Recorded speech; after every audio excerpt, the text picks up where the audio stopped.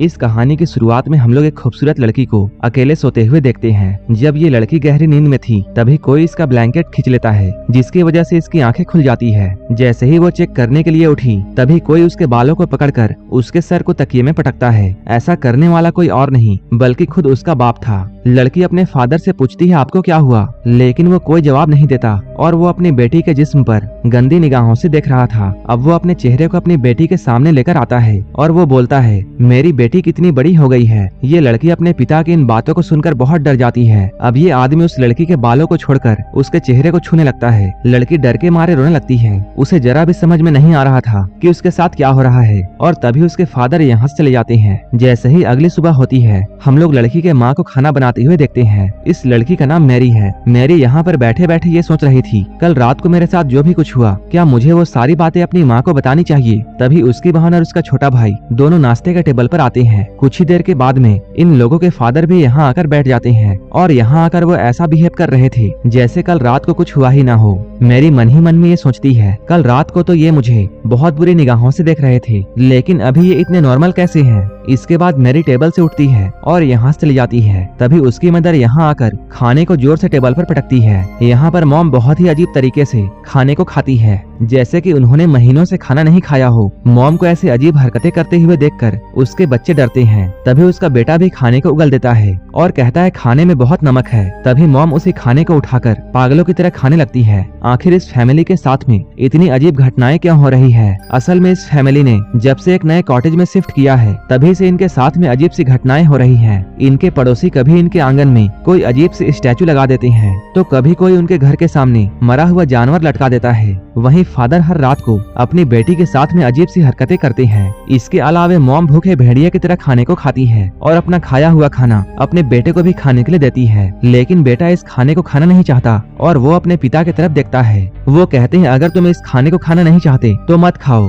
Father के इस बात को सुनकर मॉम उन्हें गुस्से भरे निगाहों से देखती है। इसके बाद वो खाने को टेबल पर फेंक देती है और प्लेट्स को भी जमीन पर फेंकती है। ये सब देखकर बच्चे बहुत डर जाते हैं। वो अपने बेटे को चिल्लाकर ये कहती है जो भी कुछ मैं बनाती हूँ तुम चुपचाप उसे खाया करो। वो इतनी जोर से चिल्लाती है कि उसका बेटा डर से रोने लगता है। बाप और बेटी को समझ में नहीं आ रहा था कि मॉम को क्या हो रहा है, लेकिन ये सब तो बस शुरुआत थी। इधर मैरी जब बाथरूम में नहा रही थी तभी कोई उसके पास आकर खड़ा हो जाता है। जब वो शीशे को साफ करके देखती है तब वो अचानक अपनी बहन को यहाँ देखकर डर जाती है। कुछ देर के बाद ये दोनों बहनें कमरे में होती हैं। तभी छोटी बहन मैरी को यह बताती है कि कैसे हर रात उसके फादर उसके कमरे में आते हैं और उसके साथ अजीब सी हरकतें करते हैं। मैरी जब अपने बहन से इन बातों को सुनती है तो उसे यकीन नहीं होता है कि उसके बहन के साथ में भी वैसा ही हो रहा है जैसा कि उसके साथ हर रात होता है। ये लोग अभी बातें कर ही रहे थे तभी इनके डैड अचानक यहाँ आ जाते हैं। इनके डैड ने भी इन दोनों की बातें सुन ली थी। तभी अचानक वो एक चाकू निकालकर इन दोनों पर हमला कर देते हैं। मैरी उन्हें धक्का देकर गिरा देती है और ये लोग अपनी जान बचाकर कमरे से भागते हैं। फिर से उनके डैड उनके सामने आ जाते हैं और मैरी की बालों को पकड़ लेते हैं। वो कुछ देर इन दोनों को देखते हैं और फिर मैरी को उठाकर फेंकते हैं। मैरी सीढ़ियों पर जाकर गिरती है और चोट की वजह से बेहोश हो जाती है। वहीं मैरी की बहन एना डरकर वहाँ से भागने लगती है। जब वो पीछे मुड़कर देखती है तब वो पाती है उसके डैड उसके पीछे नहीं आ रहे हैं। इधर डैड स्टोरेज रूम में गए हैं और वहाँ से वो एक हथौड़ा लेकर बाहर आते हैं। तब तक इधर मैरी को भी होश आ जाता है। वो अपनी बहन एना को ढूंढने लगती है। तभी अचानक उसे ऐसा लगता है जैसे कोई उसके पीछे है। वो जैसे ही पीछे मुड़ी सामने उसके डैड हथौड़ा लेकर खड़े थे। वो हथौड़े को लेकर मैरी पर हमला करने ही वाले थे। तभी एना जोर से चिल्लाती है जिससे डैड रुक जाते हैं। एना एक बैट उठाकर अपने डैड के मुंह पर जोर से मारती है, लेकिन उसके डैड को कुछ नहीं होता। इसके बाद उन्होंने एना पर भी हथौड़े से हमला किया। एना जैसे ही नीचे झुकी हथौड़ा जाकर दरवाजे पर लगता है। तभी नीचे से किसी की आने की आवाज सुनाई देती है। ये आवाज किसी और की नहीं बल्कि इनके डैड की थी जो कि सीढ़ियों से ऊपर आ रहे थे। डैड की आवाज को सुनकर ये आदमी हथौड़े को फेंकता है और दूसरे कमरे में चला जाता है। डैड जैसे ही ऊपर आते हैं यहाँ का नजारा देखकर वो डर जाते हैं। इसके बाद वो अपनी बेटियों को देखते हैं जो कि उनसे डरकर पीछे हट रही थी। तभी डैड के पैरों के नीचे वही हथौड़ा आता है और वो दीवार में बने हुए छेद को देखते हैं। डैड इन दोनों से डांट कर ये पूछते हैं क्या तुम दोनों यहाँ पर लड़ाई कर रही थी? लेकिन वो दोनों कोई जवाब नहीं देती। तभी इनका भाई कमरे से निकलकर इनके पास में आता है। तभी मैरी और एना उसे भागने के लिए कहती है। उसी वक्त एक औरत यहाँ आकर उस हथौड़े को उठाती है जो कि इनकी मॉम थी। डैड अपनी वाइफ को देखते हैं, तभी वो अचानक से उन पर हमला कर देती है। डैड उसे रोकने की कोशिश करते हैं, लेकिन वो औरत इन्हें धक्का देकर गिरा देती है। मॉम यहाँ पर बहुत डरावनी स्माइल करती है और वो टूटे हुए कांच पर पैर रखकर बड़ी आसानी से अपने रूम में चली जाती है। नीचे से फिर से किसी औरत की आवाज आती है और ये आवाज किसी और की नहीं बल्कि इनकी असली मॉम थी। वो यहाँ आकर इन सभी से पूछती है कि यहाँ क्या हो रहा है, लेकिन अब सभी लोग उनसे डरने लगते हैं। ये लोग डरते हुए रूम का दरवाजा खोलते हैं, लेकिन अब इस रूम में कोई नहीं था। इसके बाद ये लोग फ्लोर पर पड़े हुए हथौड़े को देखते हैं। मॉम अपनी बेटियों के पास में जाकर पूछती है क्या हुआ है, लेकिन एना और मैरी अपनी मॉम से बहुत डर रही थी। इसके बाद डैड अपने भाई को अपने घर पर बुलाते हैं। इनका भाई चर्च में एक पादरी था। चर्च के फादर यहाँ आकर उन्हें और भी ऐसे ही घटनाओं के बारे में बताते हैं, लेकिन उसका बड़ा भाई इन सब में विश्वास नहीं करता था। रात को ये सभी लोग ये डिसाइड करते हैं कि ये सभी लोग एक साथ एक ही रूम में सोएंगे, लेकिन रात में इनके छोटे बेटे को टॉयलेट आती है। वो बिना किसी को परेशान किए खुद अकेला ही बाथरूम चला जाता है। तभी उसी की तरह दिखने वाला एक बच्चा रूम में आता है। वो एक चाकू को उठाकर अजीब सी स्माइल करता है। वो फादर को मारना चाहता था, लेकिन वो उसे नहीं मारता। देखने में ऐसा लग रहा था जैसे कि उसे ऐसा करने में किसी चीज ने रोक दिया हो। आज की रात आराम से गुजर गई। फादर इस चीज से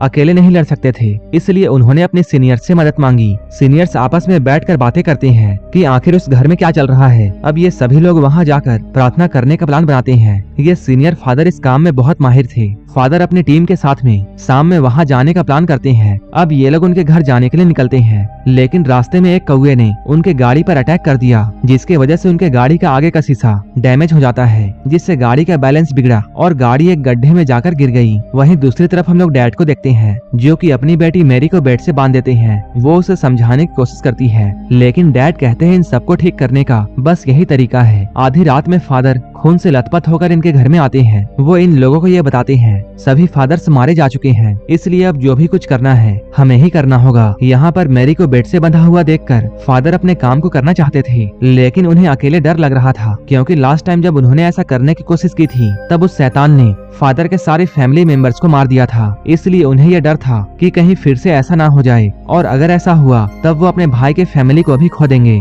लेकिन उसका बड़ा भाई रोते हुए उससे कहता है तुम अपना काम करो, हम लोगों को मिलकर लड़ना होगा, नहीं तो वो हम सभी को मार देगा। ये बात सुनकर फादर कैंडल्स को जलाते हैं और मैरी के ऊपर होली वाटर छिड़कते हैं। मैरी होली वाटर की वजह से चिल्लाने लगती है। इसके बाद फादर मैरी के सीने पर एक क्रॉस रखते हैं और इसके बाद वो उसे एक छड़ी से मारने लगते हैं। मैरी दर्द से चिल्लाने लगती है। वो पूछती है वो लोग उसके साथ ऐसा क्यों कर रहे हैं। फादर मैरी के डैड से ये पूछता है क्या तुम अब भी इस इलाज को कंटिन्यू करना चाहते हो। ये सब देखकर मैरी के डैड रोने लगते हैं। जब एक छड़ी टूट जाती है तब पादरी दूसरी छड़ी निकालता है। मैरी दर्द के मारे बेहोश हो जाती है। वहीं दूसरी तरफ हम लोग उस जगह को देखते हैं जहाँ यहाँ पर आने वाले फादर का एक्सीडेंट हुआ था। यहाँ पुलिस की टीम पहुँच चुकी है। जैसे ही वो लोग गाड़ी से फादर को निकालते हैं, गाड़ी में जोरों से धमाका होता है। इन सभी लोगों के बीच में मैरी के डैड का भाई भी मौजूद होता है। इसका मतलब ये था कि वो आदमी जो कि अभी मैरी के घर पर है वो कोई पादरी नहीं बल्कि खुद वही शैतान है। इसलिए वो मैरी को बेवजह दर्द दे रहा था। लेकिन अब मैरी की मॉम से ये सब बर्दाश्त नहीं होता। वो कहती है ये कोई इलाज नहीं है, ऐसा करते रहने से मेरी बेटी तो मर जाएगी। इसके बाद वो फादर को पकड़ लेती है ताकि वो मैरी को ना मार सके, लेकिन डैड उसकी बातों को नहीं सुनते और वो अपनी बीवी को जोर से धक्का देते हैं और पादरी से कहते हैं तुम इस रिचुअल को करते रहो। इसके बाद अचानक डैड अपनी वाइफ के पास में जाकर उसका गला दबाने लगते हैं। तभी अचानक वो अपने भाई की तरफ देखता है जिसके चेहरे पर एक डरावनी हंसी थी। डैड को समझ में आ जाता है। इसके बाद वो शैतान पर हमला करते हैं, लेकिन वो शैतान डैड को मारकर नीचे गिरा देता है। जैसे ही वो शैतान डैड को मारने वाला था तभी असली फादर यहाँ पहुँच जाते हैं। वो यहाँ पर कुछ मंत्र पढ़ते हैं जिससे वो बुरी आत्मा यहाँ से चली जाती है। मैरी बहुत बुरे तरीके से जख्मी हो गई थी। इसके बाद वो स्टोरेज रूम की तरफ जाने लगती है। तभी फादर मैरी के सामने एक मिरर रखते हैं जिससे मैरी के बॉडी से शैतान निकलकर भागने लगता है। फादर उस शैतान को अपने शरीर के अंदर ले लेता है और अपने भाई से उसे मारने के लिए कहता है, जिस पर उसका भाई टूटे हुए क्रॉस को उसके सीने पर घुसा देता है। ऐसा करने से शैतान और फादर दोनों एक साथ मर जाते हैं। अंत में ये फैमिली सही सलामत बच जाती है और इसके साथ ये मूवी भी यहीं पर खत्म हो जाती है। ऐसे ही वीडियोस के लिए आप हमें टेलीग्राम और इंस्टाग्राम पर फॉलो कर सकते हैं। मूवी अच्छी लगी हो तो एक लाइक जरूर कर देना और ऐसे ही वीडियोस के लिए आप हमारे चैनल को सब्सक्राइब जरूर कर लेना। तो मिलते हैं हमारे नेक्स्ट वीडियो में।